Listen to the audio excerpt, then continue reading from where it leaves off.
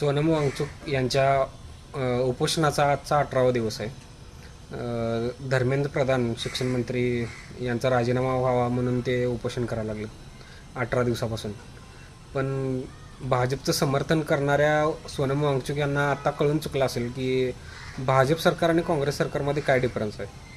भाजप असल्या आंदोलनाला पहिल्यापासून कधीच किंमत देत नाही. मग ते शेतकरी आंदोलन असो, नाहीतर अजून छोटे मोठे नाशिकचे शेतकरी किंवा नंदुरबारचे शेतकरी किती वेळा मुंबईवर येतात, 2-3 वेळा तर आले असतील ते चालत चालत.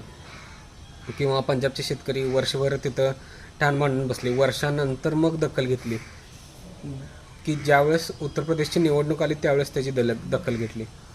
आता सोनम वांगचुक याची दखल घ्यायची काही गरज नाही भाजप सरकारला, कारण जवळ कुठली इलेक्शन नाही आहे. आणि हेच जर ह्याच्या जागी काँग्रेस असती तर 4-5व्या दिवशी का होईना एखादा मंत्री तरी भेटून गेला असता. हाच फरक आहे. म्हणजे लोकशाही जपणारा पक्ष आणि लोकशाहीला पायदळी तोडणारा पक्ष. तुम्हाला काय वाटते कमेंट करून सांगा.